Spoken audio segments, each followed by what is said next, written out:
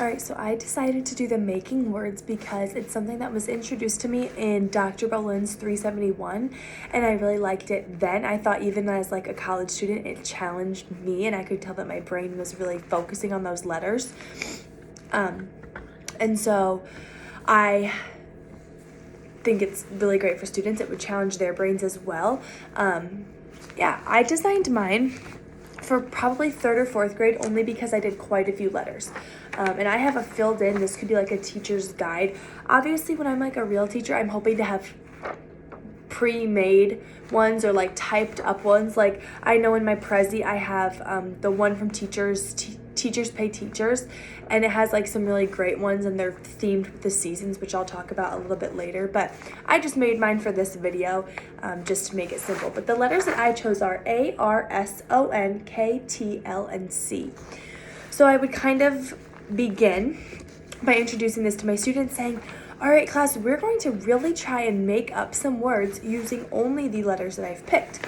And I've given them columns. Their sheet wouldn't have any of these words filled in there, but they would have the blank columns for 2-letter words, 3-letter words, 4-letter words, 5-letter words, and then 6, or you could do a 6+ if some of your students could think of 7, 8, 9-letter words from those letters.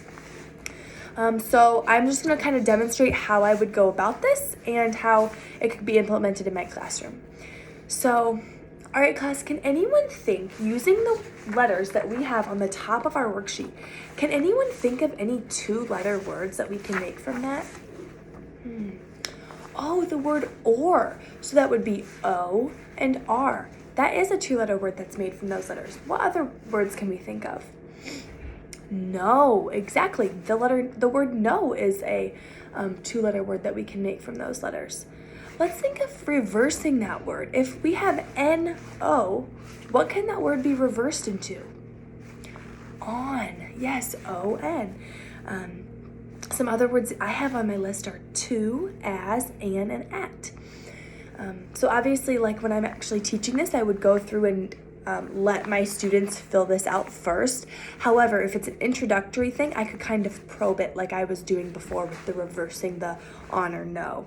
Another example of probing I could do in the 4-letter column is if a student says the word coat, if they share that one, I could say, nice, I like how you use that C-O-N-A. Can we take off that T for a second and try to put in another letter? And I'd let them think about that. And then they might come up with the word coal, like I have written, And then, okay, I like the pattern that we're kind of on. Let's just keep the C and the O. What other words can we make with the C and the O? And they might come up with corn. Just kind of giving those probing questions might stimulate some more responses. And again, it totally depends on how you're teaching it. If I was just giving them the worksheet and letting them do this independently, they wouldn't have me there beside them. But like I said, if this is like introducing this activity to the class, it's definitely something that I would want to probe. And then from the 4 to 5-letter word, okay, we've got corn already. What letter can we add to the word corn to make a completely new word? I'd let them think about it. They might come up with the word acorn. Has an A, it's A plus the word corn, and it is a 5-letter word. In terms of the 6-letter words, I only thought of one. If they can think of more, go right ahead. But that would definitely be one that might be tricky for some students, and I could even give them the hint.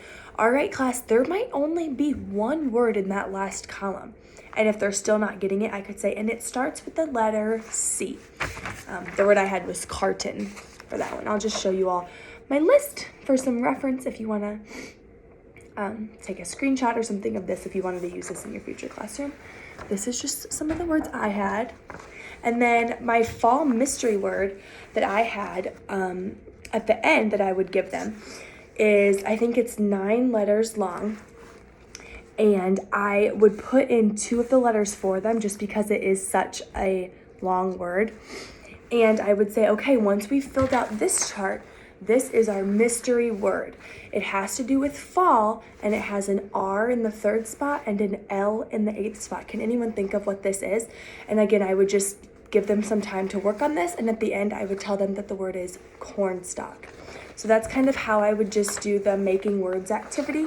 Again, like I said, I would hope like when I'm a real teacher, I'd have a real worksheet for this rather than just one that I made. But I think it's a really great activity to get them thinking about their letters, working on their sounds and things like that.